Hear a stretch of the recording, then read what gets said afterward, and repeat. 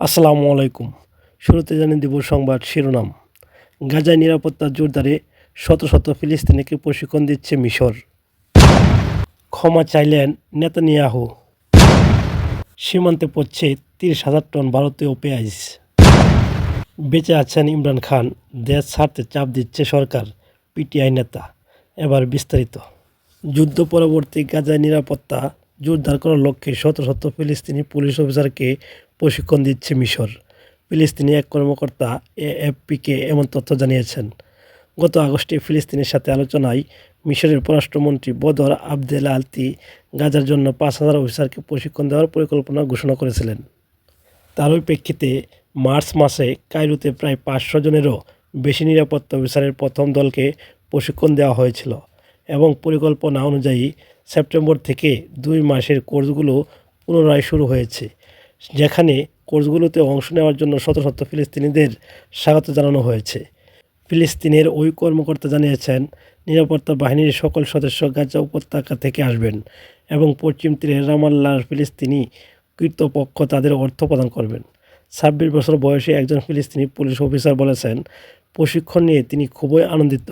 তিনি বলেছেন, আমরা যুদ্ধ এবং আগ্রাসনের স্থায়ী অবসান চাই, পাশাপাশি আমরা আমাদের দেশ ও নাগরিকদের সেবা করতে আগ্রহী। ইসরায়েলের প্রধানমন্ত্রী বেনিয়ামিন নেতানিয়াহু দেশটির প্রেসিডেন্টের কাছে ক্ষমা চেয়েছেন, চিঠি দিয়েছেন। রোববার প্রেসিডেন্টের কার্যালয়ে এ তথ্য জানিয়েছেন খবর Times of Israel of Washington পোস্টের প্রতিবেদনে বলা হয়েছে। দুর্নীতি মামলা চলার মধ্যে নেতানিয়াহু ইসরায়েলি প্রেসিডেন্ট আইজ্যাক হারজোগের কাছে আনুষ্ঠানিকভাবে ক্ষমার আবেদন জমা দিয়েছেন।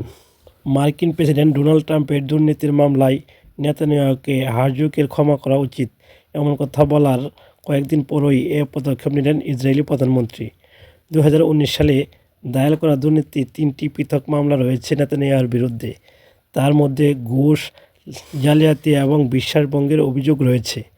হারজোগের কার্যালয় এক বিবৃতিতে বলেছেন, প্রেসিডেন্টের কার্যালয় অবগত যে নেতানিয়াহু পক্ষ থেকে একটি অনুরোধ তার কাছে এসেছে, যার উল্লেখযোগ্য প্রভাব রয়েছে।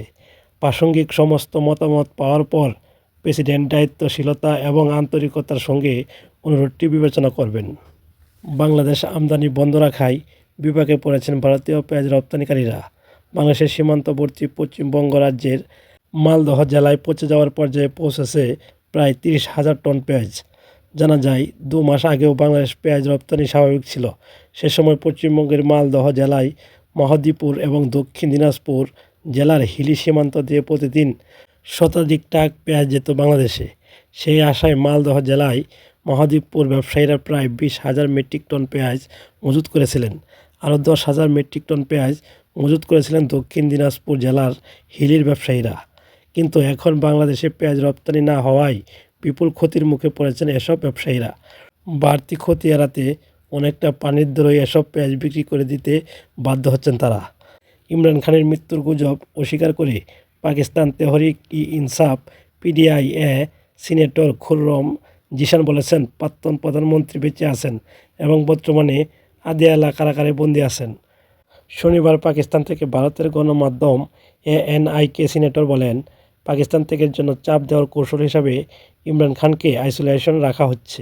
খুররম জিশান বলেন, সরকার ইমরান খানের জনপ্রিয়তা দেখে ভীত এবং শঙ্কিত। এই কারণে তারা তার কোনো ছবি বা ভিডিও প্রকাশ করতে দিচ্ছে না।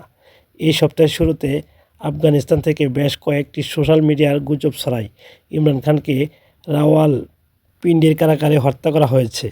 আদালতের নির্দেশ সত্ত্বেও গত ১ মাস ধরে পাকিস্তানি কর্তৃপক্ষ ইমরানের পরিবারকে তার সঙ্গে দেখা করতে দিচ্ছে না, যার ফলে গুজবের প্রভাব বেশ জোরালো হয়ে ওঠে। সিনেটর খুররম বলেন, এটা খুবই দুর্ভাগ্যজনক। সুপ্রিয় দর্শক, ভিডিওটি একটি লাইক দিয়ে নিয়মিত খবর পেতে চ্যানেলটি সাবস্ক্রাইব করে রাখবেন। আসসালামু আলাইকুম।